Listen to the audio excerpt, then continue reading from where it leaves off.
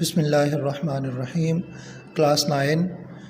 بیٹا میں نے آپ کو میر تقی میر کی غزل شروع کروائی تھی۔ ایک دن میں نے آپ کو تعارف بھی پڑھایا تھا اور اس کے بعد جو غزل کی تشریح تھی وہ میں نے آپ کو سمجھائی تھی۔ آج جو آپ کے نوٹس میں ہے ہم اس کو دیکھیں گے، اس کی وضاحت کریں گے مزید تاکہ آپ کو آسانی ہو۔ دیکھیں جی، تو غزل کا جو نام ہے، غزل کا عنوان یا نام ہوتا نہیں ہے، لیکن کتاب میں جو لکھا ہے میں اس حساب سے بتا رہا ہوں۔ تو آگے دیکھتے جائیے۔ الفاظ معانی سب سے پہلے یہ سراب، نظر کا دھوکہ، آتش غم، غم کی آگ، اضطراب، بے چینی، بے قراری، اوقات، حیثیت، بساط، خانہ خراب، برباد، اجڑا ہوا جس کا گھر برباد ہو جائے، شراب، میں، بے خود کر دینے والا، نشہ آور، محلول، چشم دل، دل کی آنکھ، بصیرت، لب، ہونٹ، در، دروازہ، حباب، پانی کا بلبلہ، ہستی، زندگی، نیم باز، آدھی کھلی ہوئی۔ شعر نمبر 1۔ ہستی اپنی حباب کی سی ہے، یہ نمائش سراب کی سی ہے۔ اب میں نے آپ کو بتایا تھا کہ غزل کی جو تشریح ہے وہ سب سے پہلے تو آپ نے یہ دیکھنا ہے کہ اس کی لینتھ ہونی چاہیے کم از کم 1.5 صفحہ، زیادہ سے زیادہ 2 صفحے۔ ٹھیک ہے بیٹا، یعنی پورا ایک ورقہ اس کی دونوں سائڈز۔ تو سب سے پہلے آپ تشریح لکھتے ہوئے آپ جو غزل گو شاعر ہے آپ اس میں یہ بتائیں گے کہ اس کی خصوصیات کیا ہیں، اس کے کلام کی خصوصیات کیا ہیں۔ تو 1.5-2 لائنوں میں نے آپ کو بتایا تھا۔ تو یہاں دیکھیے، شہنشاہ غزل میر تقی میر، اردو کے شہرائے آفاق، یعنی جن کا آسمانوں میں شہرہ ہے، ساری دنیا میں مشہور ہیں، وہ شاعر تھے۔ ان کی غزلیہ شاعری اردو ادب کا سرمایہ ہے۔ غم عشق اور غم زمانہ پر مبنی میر کے اشعار زندگی کی تلخیوں کے عکاس بھی ہیں اور الجھنوں کے ترجمان بھی۔ زیر تشریح، یعنی آپ جو بچے کہتے تھے اس شعر میں شاعر کہتا ہے یہ جملہ تو لکھنا ہی نہیں ہے، اس طرح کے الفاظ۔ زیر تشریح شعر میں میر زندگی کو عارضی و فانی قرار دیتے ہوئے کہتے ہیں کہ حیات سلسلہ ممات ہے، یعنی جو زندگی ہے وہ موت سے مل جانے والی ہے۔ زندگی ناپائیدار، غیر مستقل، عارضی اور فانی ہے، یہ پانی کے بلبلے کی مانند ہے جو کچھ دیر تک سطح آب پر نمودار رہتا ہے اور ہوا کی تیز لہر یا سورج کی کرن سے ختم ہو جاتا ہے۔ زندگی جسے سب کچھ سمجھا جاتا ہے محض 4 روزہ ثابت ہوتی ہے، عارضی اور غیر دائمی ثابت ہوتی ہے۔ تو یہ سب سے بڑا شاعری کا موضوع ہے زندگی۔ زندگی کیا ہے؟ اقبال نے، غالب نے، غرض ہر بڑے شاعر نے اس پر کلام کیا۔ غرض یہ کہ قرآن کا بھی سب سے بڑا موضوع زندگی اور انسان ہے۔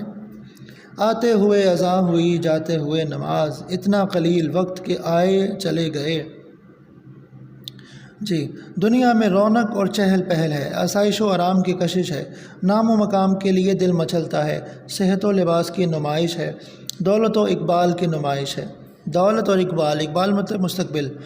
میر کہتے ہیں کہ یہ نمائش دل کو تو بہت بھاتی ہے اور انسان اس سب نمائش میں زندگی گزار دیتا ہے، لیکن یہ نمائش، یہ زندگی نظر کے دھوکے کے سوا کچھ نہیں۔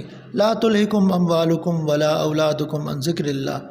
اے مسلمانوں، یہ مال، یہ دولت، یہ اولاد کہیں تمہیں اللہ کی یاد سے غافل نہ کر دیں، تو اس لیے اسے دھوکہ کہا گیا۔ جیسے ریگزار میں پیاسے قافلوں کو کچھ دور پانی بہتا دکھائی دیتا ہے، لیکن وہاں پہنچ کر پتہ چلتا ہے کہ سب نظر کا دھوکہ تھا، یہ تو بس ایک گرم ہوا چل رہی تھی جو کھیت لہرا رہے تھے۔ اس دنیا میں اس زندگی کی حقیقت بھی گئی ہے۔ اس دنیا اور اس زندگی کی چمک دمک نظر کو خیرہ کرتی ہے، ٹھنڈا کرتی ہے، لیکن حقیقت میں جھوٹ ہے، نظر کا دھوکہ ہے۔ انسان چند روزہ حیات گزار کر دنیا سے چلا جاتا ہے اور نمائش یہیں دھری کی دھری رہ جاتی ہے۔ موت سے کس کو رستگاری ہے، آج وہ کل ہماری باری ہے۔ ہر ایک کو موت آتی ہے۔ آگے دیکھیے جی۔ زمین پر ابتدائے حیات سے عصر حاضر تک سینکڑوں بادشاہ اور کروڑوں انسان دنیا میں آئے، لیکن سب اگلے جہان کو سدھار چکے۔ دنیا بنانے کی اکثر نے کوشش کی اور اسے اپنا سب کچھ سمجھا۔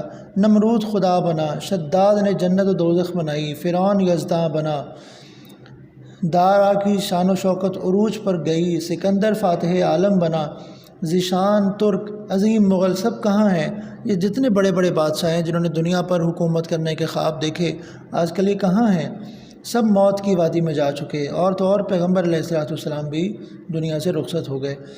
خاور سے باختر، خاور کہتے ہیں مشرق کو، باختر کہتے ہیں مغرب، خاور سے باختر تک جن کے نشان تھے برپا، کچھ مقبروں میں باقی ان کی نشانیاں ہیں۔ مولانا الطاف حسین حالی۔ شاعر کا مطمع نظر یہ ہے کہ زندگی کی حقیقت کو سمجھا جائے، اس کے فانی ہونے کا ادراک کیا جائے، اس سے لو نہ لگائی جائے اور اس زندگی کی تیاری کی جائے جو ہمیشہ کی زندگی ہے۔ جگہ دل لگانے کی دنیا نہیں ہے، یہ عبرت کی جا ہے، تماشا نہیں ہے۔ شعر نمبر 2، نازکی اس کے لب کی کیا کہیے، پنکھڑی گلاب کی سی ہے۔ تشریح محبوب کے، یعنی آپ اس شعر کی، آپ کو یہ تشریح شعر آتا ہے تو آپ یہ چیزیں تھیں ابتدائی 2 لائنوں میں غزل گو شاعر کا تعارف، اس کے کلام کی جو خصوصیات ہیں وہ بتا سکتے ہیں۔ کہتا ہے کہ محبوب کے ہونٹ پھول کی پتیوں کی طرح نازک ہیں۔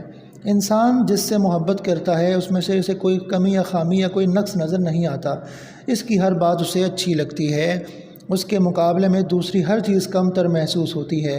میر تقی میر کا موقف یہ ہے کہ محبوب کے ہونٹ بہت حسین ہیں۔ گلاب کا پھول اپنی رنگت، اپنی خوشبو اور اس کی پتیاں اپنی نزاکت کے حوالے سے دیکھنے والوں کے دل لبھا لیتا ہے، لیکن ہمارا محبوب اس سے کہیں بہتر ہے۔ تو نے دیکھی ہے وہ پیشانی، وہ رخسار، وہ ہونٹ، زندگی جن کے تصور میں لٹا دی ہم نے۔ فیض احمد فیض کی بہت خوبصورت نظم ہے رقیب سے، اس سے یہ اقتباس لیا گیا، یہ ضرور پڑھیے گا۔ رقیب سے، آ کے وابستہ ہیں اس حسن کی یادیں تجھ سے، جس نے اس دل کو پری خانہ بنا رکھا تھا، جس کی الفت میں بھلا رکھی تھی دنیا ہم نے، دہر کو دہر کا افسانہ بنا رکھا تھا۔ تو یہ بڑی خوبصورت اور طویل نظم ہے، اس کو ضرور پڑھیے گا۔ محبت کرنے والوں کے لیے تو ہر خوبصورتی محبوب کے دم سے موجود ہوتی ہے، ان کے لیے حسن کا جو مرکزی استعارہ ہے وہ محبوب کی ذات ہوتی ہے۔ رنگ و خوشبو کے، حسن و خوبی کے، تم سے تھے جتنے استعارے تھے۔ واہ کیا بات ہے۔ میر کے موقف کے مطابق محبوب کے ہونٹ گلاب کے پھول کی پتیوں کی طرح نازک ہیں۔ تشبیہ کا استعمال کر کے، یعنی جو وضاحت دی ہے تھوڑی سی، اس نے ریزمبلنس دی ہے، تشبیہ کا استعمال کر کے میر نے انسانی حسن کو فطرت کے حسن کے ساتھ ہم آہنگ کر دیتے ہیں۔ وہ اپنے انفرادی مشاہدے اور احساس کو اجتماعی مشاہدے سے ملا دیتے ہیں، یعنی کہ ایک انسان کا ایک ذاتی ایک تجربہ ہے، وہ کہتے ہیں یہ ہے ہی ایسا۔ گلاب کا پھول سب لوگوں کے سامنے ہوتا ہے، ہر شخص اپنے محبوب کو دیکھتا ہے، لیکن دونوں میں تشبیہ کے ذریعے حسن کی کسی صفت کو بیان کرنا ہر کس کے بس کی بات نہیں، اس لیے اعلیٰ تخیل کی ضرورت ہوتی ہے۔ میر تقی میر کو یہ نعمت حاصل ہے اور وہ محبوب کے ہونٹوں اور گلاب کی پتیوں میں نزاکت مشترک صفت کو واضح کر دیتے ہیں۔ شعر نمبر 3، چشم دل کھول اس بھی عالم پر، یہاں کی اوقات خواب کی سی ہے۔ اپنے دل کی آنکھ سے دوسری دنیا کو دیکھو، کیونکہ اس دنیا کی حقیقت تو خواب و خیال سے زیادہ نہیں۔ اس دنیا کی جو حقیقت ہے، یہ جو فانی دنیا ہے، اس کی جو حقیقت ہے وہ محض ایک خواب ہے، ایک خیال ہے، سراب ہے۔ کسی بھی چیز کو حقیقت کے سمجھنے کے لیے بصیرت، دل کی آنکھوں کی ضرورت ہوتی ہے۔ انسان اپنی بصارت سے، سر کی آنکھوں سے تو چیزوں کو دیکھ سکتا ہے، لیکن اسے سمجھنے کے لیے بصیرت چاہیے ہوتی ہے۔ میر تقی میر اسی بصیرت کی ضرورت اور اہمیت کو واضح کرتے ہیں۔ چشم بینا بھی کر خدا سے طلب، آنکھ کا نور دل کا نور نہیں۔ علامہ اقبال کا شعر۔ مذہب بار بار ہمارے سامنے یہ حقیقت رکھتا ہے کہ یہ دنیا عارضی ہے، ناپائیدار ہے، ختم ہونے والی ہے، حیات جاوداں موت کے بعد کی زندگی ہے۔ یہ دنیا جس میں ہم جی رہے ہیں یہ تو خواب کی مانند ہے۔ قرآن مجید اسے کھیل تماشا قرار دیتا ہے۔ ارشاد خداوندی ہے، اس دنیا کی مثال کھیل تماشے کی مانند ہے۔ وما هذه الحیات الدنیا الا لہو ولعب۔ انسان کے لیے لازم ہے کہ وہ غور کرے کہ جس مقام پر وہ موجود ہے اس کی کیا حقیقت ہے، یہ نہ ہو کہ وقت ہاتھ سے نکل جائے اور بعد میں پچھتانا پڑے۔ وائے نادانی کہ وقت مرگ یہ ثابت ہوا، خواب تھا جو کچھ کے دیکھا، جو سنا افسانہ تھا۔ واہ واہ واہ۔ کہتے ہیں کہ میں کیا میری زندگی کا حاصل ہے کہ میں زندگی میں اتنا اپنے آپ کو بڑا سمجھتا رہا، لیکن جب وقت مرگ آیا، میں مرنے کے قریب آیا تو مجھے اندازہ ہوا جو کچھ میں دیکھتی تو خواب تھا، اصل حقیقت تو تھا ہی نہیں، اور جو چیزیں میں سن کر خوش ہوتا رہا وہ تو محض افسانہ تھا، ایک واقعہ تھا، بس اس کے سوا اس کی کیا حیثیت تھی۔ آگے کہتا ہے، عقل کا تقاضا یہ ہے کہ انسان عارضی اور ناپائیدار چیز پر اس شے کو اہمیت دے جو پائیدار ہو۔ جس نے ہمیشہ رہنا ہو. ٹھیک ہے. میر تقی میر جب اس زندگی کی ناپائیداری اور اس کے غیر حقیقی ہونے کا تذکرہ کرتے ہیں تو ہمیں زندگی کے مقصد کی طرف متوجہ کرتے ہیں. قرآن اپنی آیتوں کے ذریعے کرتا ہے، شاعر اپنے خوبصورت شعروں کے ذریعے جو نازکی پر مشتمل ہوتے ہیں. کہ سوچو اس دنیا سے رخصت ہو کر جس دنیا میں تم نے جانا ہے اس کے لیے کیا تیاری کی ہے. خواجہ حیدر علی آتش کا آگے شعر ہے، عدم کے کوچ کی لازم ہے فکر ہستی میں، نہ کوئی شہر نہ کوئی دیار راہ میں ہے. تو بیٹا یہاں تک آج ہم نے پڑھا. آپ اس کو ضرور سنیے اور ان اشعار کو ضرور یاد رکھیں کہ ان کی تشریح میں آپ نے کیا کیا باتیں خود سے بھی ایڈ کرنی ہے. تب تک کے لیے بیٹے خدا حافظ. انشاءاللہ کل ملاقات.